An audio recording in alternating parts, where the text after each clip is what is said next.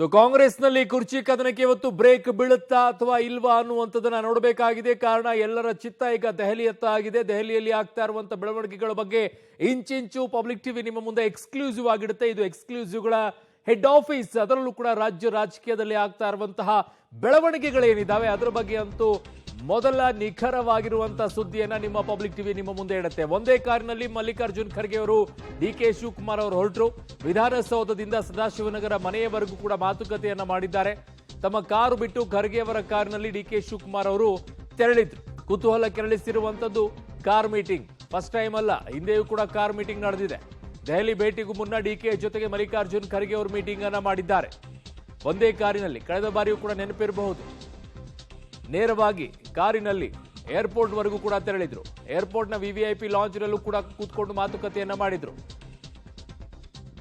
ಕಾರಿನಲ್ಲೇನೆ meeting ಮಾಡ್ತಾ ಇದ್ದಾರೆ. ಏನ್ ಸೂಚಿಸ್ತಾ ಇದ್ದಾರೆ? ಸಿಎಂ ಕಾರ್ ಹತ್ತಬೇಕಾಗಿದೆ ಅಂತನಾ? ಏನ್ ಕತೆ?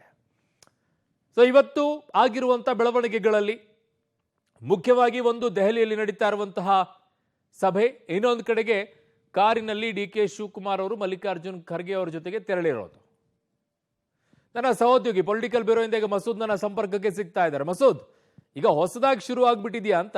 ಸಾಮಾನ್ಯವಾಗಿ ಮಾತುಕತೆ ಕೇಳ್ತವೆ, ಮಾತಾಡಬೇಕಾದ್ರೆ ಹುಷಾರಾಗಿರ್ಬೇಕು, 4 ಗೋಡೆಗಳಿಗೂ ಒಂದೊಂದ್ಸಲ ಕಿವಿ ಇರುತ್ತೆ ಅಂತ ಹೇಳ್ಬಿಟ್ಟು, ಹಾಗಾಗಿ ಗೋಡೆಗಳಿಗೆ ಕಿವಿ ಇರುತ್ತೆ ಅಂತ ಹೇಳ್ಬಿಟ್ಟು ಈಗ ಕಾರ್ನಲ್ಲಿ ಹತ್ಕೊಂಡು ಕೂತ್ಕೊಳ್ಳೋ ಕೆಲಸ ಶುರು ಆಗಿದೆಯಾ ಅಂತ? ಅರುಣ್, ಕಳೆದ ವಾರ ಮಲ್ಲಿಕಾರ್ಜುನ್ ಖರ್ಗೆ ಅವರು ಬಂದಾಗ ಡಿ ಕೆ ಶಿವರ ನಡೆ ನುಡಿ ಒಂದು ರೀತಿಯಲ್ಲಿ ಅಬ್ಸರ್ವ್ ಮಾಡಬೇಕು. ಆ ಸಂದರ್ಭದಲ್ಲಿ ಪದೇ ಪದೇ ಮಾಧ್ಯಮದವರು ಖರ್ಗೆ ಅವ್ರನ್ನ ಭೇಟಿ ಮಾಡಲ್ವಾ, ತುಂಬ ಜನ ಭೇಟಿ ಮಾಡ್ತಾ ಇದ್ದಾರೆ ಅಂತೆಲ್ಲ ಕೇಳಿದಾಗ, ಭೇಟಿ ಮಾಡೋಣ, ಅವರು ನಮ್ಮ ನಾಯಕರು ದೆಹಲಿನಲ್ಲೂ ಕೂಡ ಭೇಟಿ ಮಾಡಿದ್ದೆ, ನಮ್ಮ ಮನೆಗಿಂತ 100 ಮೀಟರ್ ಅಂತರದಲ್ಲಿ ಅಷ್ಟೇ ಇರೋದು, ಈ ಮಾತು ಹೇಳ್ತಿದ್ರು. ಕೊನೆಯ ಕ್ಷಣದಲ್ಲಿ ಭೇಟಿ ಮಾಡಿದ್ರು, ಅಂದರೆ 4 ದಿನನೂ ಕೂಡ ಭೇಟಿ ಮಾಡಿಲ್ಲ, ಕೊನೆ ಗಳಿಗೆಯಲ್ಲಿ ಭೇಟಿ ಮಾಡಿದ್ರು.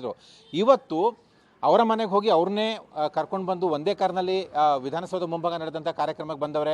ಆ ಕಾರ್ಯಕ್ರಮನೂ ಮುಗಿಸ್ಕೊಂಡವ್ರೆ. ಅಲ್ಲೇ CM ಕೂಡ ಬಂದರು. ಅವರು ಕೂಡ 3 ಜನ ಒಟ್ಟಿಗೆ ಸೇರ್ಕೊಂಡು ದೀಪ ಬೆಳಗಿಸಿದ್ದಾರೆ. ಆನಂತರ ಖರ್ಗೆ ಅವ್ರನ್ನ ಕೈ ಹಿಡ್ಕೊಂಡು ಕಾರ್ವರೆಗೂ ಕೂಡ ಹೋಗಿ ಒಂದೇ ಕಾರ್ನಲ್ಲಿ ಏರ್ಪೋರ್ಟ್ವರೆಗೂ ಕೂಡ DK ಹೋಗಿದ್ದಾರೆ. ಈ ಎರಡೂ ಸಂದರ್ಭದಲ್ಲೂ ಕೂಡ ಮನೆಯಿಂದ ಅವ್ರನ್ನ ಕರ್ಕೊಂಡು ಬಂದಿರುವಂಥದ್ದು ಒಂದೇ ಕಾರ್ನಲ್ಲಿ DK ಅವರು, ಮತ್ತೆ ಕಾರ್ಯಕ್ರಮ ಮುಗಿಸ್ಕೊಂಡು ಏರ್ಪೋರ್ಟ್ಗೆ ಒಂದೇ ಕಾರ್ನಲ್ಲಿ ಇಬ್ಬರು ಕೂಡ ತೆರಳಿರುವಂಥದ್ದು. ಇವತ್ತಿನ ಸಭೆ ಹಿನ್ನೆಲೆಯಲ್ಲಿ ಸಾಕಷ್ಟು ಕುತೂಹಲ ಮೂಡಿಸಿದೆ. ಜೊತೆಗೆ ಕಾಂಗ್ರೆಸ್ನ ಗೊಂದಲಗಳ ಹಿನ್ನೆಲೆಯಲ್ಲೂ ಕೂಡ ಈ ಭೇಟಿ ಸಾಕಷ್ಟು ವಿಚಾರಗಳನ್ನು, ಸಾಕಷ್ಟು ಸುಳಿವುಗಳನ್ನು ಕೂಡ ಕೊಡ್ತಾ ಇದೆ. DK ಅವರು ಖರ್ಗೆ ಅವ್ರ ಜೊತೆ ಕಾರ್ನಲ್ಲಿ ಏನು ಚರ್ಚೆ ಮಾಡಿದ್ರು, ಕಾಂಗ್ರೆಸ್ ಗೊಂದಲಗಳಿಗೆ ಸಂಬಂಧಪಟ್ಟಂತೆ, ಪವರ್ ಶೇರ್ ಸಂಬಂಧಪಟ್ಟಂತೆ ಏನು ಚರ್ಚೆ ಮಾಡಿದ್ರು, ಜೊತೆಗೆ ಹೈಕಮಾಂಡ್ ಸಂದೇಶ ಅಥವಾ ಹೈಕಮಾಂಡ್ ಏನಾದರೂ ಸಂದೇಶದ ಸುಳಿವನ್ನು ಖರ್ಗೆ ಅವರು DK ಅವರು ಕೊಟ್ರ, ಇವೆಲ್ಲವೂ ಕೂಡ ಕಾಂಗ್ರೆಸ್ ಪಡೆಯಲ್ಲಿ ದೊಡ್ಡ ಮಟ್ಟದಲ್ಲಿ ಚರ್ಚೆ ಆಗ್ತಿದೆ.